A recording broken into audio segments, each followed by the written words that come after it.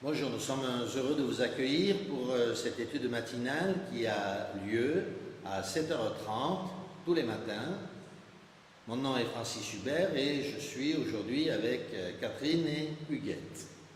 Il s'agit de la lecture de l'évangile de Luc au chapitre 2 à partir du verset 1. Vous savez qu'il s'agit de la naissance de notre Seigneur Jésus-Christ. Le récit nous dit: Or, il advint en ces jours-là que parut un édit de César Auguste ordonnant le recensement de tout le monde habité.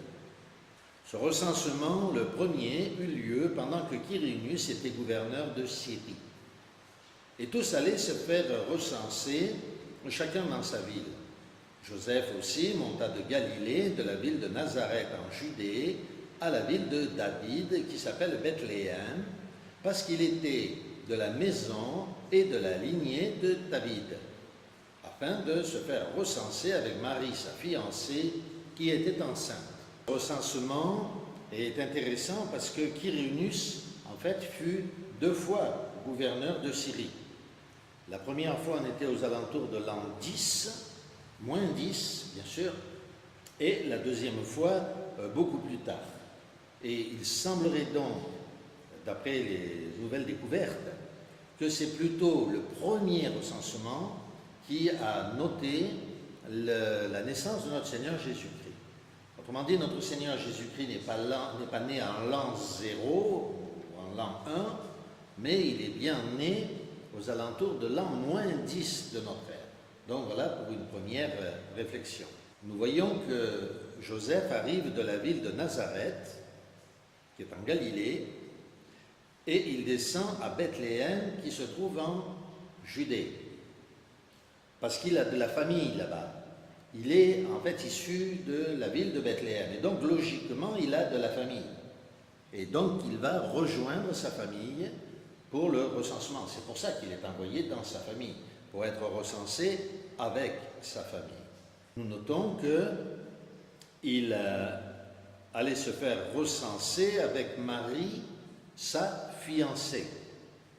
Alors on pouvait dire aussi, comme on le fait en Afrique encore, avec son épouse, parce que il y avait autrefois cette coutume qui consistait à être fiancé, donc c'était une épouse, mais une épouse avec laquelle on n'avait pas le droit d'avoir des rapports tant qu'on n'était pas officiellement marié, selon la coutume locale.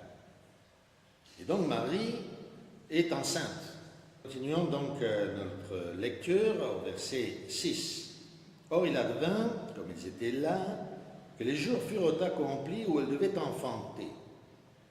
Elle enfanta son fils premier-né, l'enveloppa de lange et le coucha dans une crèche, c'est-à-dire une mangeoire bien sûr, parce qu'il manquait de place dans la salle. Nous voyons qu'il parlait non pas d'une grotte, mais d'une salle.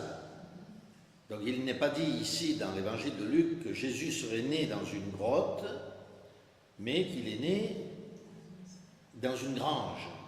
Comme il n'y avait pas de place dans la salle, une salle d'hôtel, mais plus probablement la salle familiale, qui devait peut-être être remplie parce que des gens venaient de partout pour se faire recenser, des gens de la famille. Donc dans la salle, il n'y avait pas de place. Et donc, il est né dans la grange. Pourquoi les chrétiens ont-ils l'habitude de changer des mots qui sont simples? En fait, une crèche, qu'est-ce que c'est? Est-ce que vous savez ce qu'est une crèche? La plupart des gens ne savent pas ce qu'est une crèche. On vient de me dire c'est un berceau. Non, c'est une mangeoire. C'est la mangeoire d'un bœuf ou d'un âne. Alors pourquoi avoir changé le mot mangeoire par le mot crèche? Pourquoi faire cela avec beaucoup de mots que l'on trouve dans la Bible qui ont perdu leur signification? Reprenons la lecture au verset 8. Il y avait dans la même région des bergers qui vivaient aux champs et gardaient leurs troupeaux durant l'éveil de la nuit. L'ange du Seigneur se tint près d'eux, et la gloire du Seigneur les enveloppa de sa clarté, et ils furent saisis d'une grande crainte. Mais l'ange leur dit: Soyez sans crainte, car voici que je vous annonce une grande joie qui sera celle de tout le peuple. Aujourd'hui vous est né un Sauveur qui est le Christ Seigneur dans la ville de David. Ceci vous servira de signe. Vous trouverez un nouveau-né enveloppé de langes et couché dans une mangeoire. Et soudain se joignit à l'ange une troupe nombreuse de l'armée céleste qui louait Dieu en disant « Gloire à Dieu au plus haut des cieux et sur la terre, paix aux hommes, objets de sa faveur. » Et il advint, quand les anges les eurent quittés pour le ciel, que les bergers se dirent entre eux « Allons jusqu'à Bethléem, et voyons ce qui est arrivé, et que le Seigneur nous a fait connaître. » Ils vinrent donc en hâte et trouvèrent Marie, Joseph et le nouveau-né couchés dans la mangeoire. Ayant vu, ils firent connaître ce qui leur avait été dit de cet enfant, et tous ceux qui les entendaient étaient étonnés de ce que leur disaient les bergers. Quant à Marie, elle conservait avec soin toutes ces choses, les méditant dans son cœur.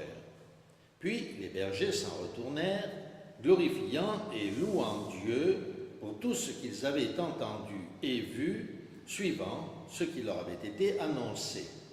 And she brought forth her firstborn son, and wrapped him in swaddling cloths, and laid him in a manger, because there was no room for them in the inn. Now there were in the same country shepherds living out in the fields, keeping watch over their flock by night. And behold, an angel of the Lord stood before them. And the glory of the Lord shone around them, and they were greatly afraid. Do not be afraid, for behold, I bring you good tidings of great joy, which will be to all people. Or, il faut savoir que même en Irlande, en plein hiver, les bergers gardent les troupeaux dehors, la nuit. Cela est une première pensée. La deuxième pensée, c'est que nous ne sommes pas en Irlande, mais en Israël, où le climat est chaud. Alors on nous dit, oui, mais il arrive qu'il y ait de la neige. Oui, bien sûr, sur le mont Hermon, dans le nord du pays, le nord vers la Syrie, du côté des montagnes, il peut y avoir de la neige, puisque les gens vont faire du ski sur le mont Hermon.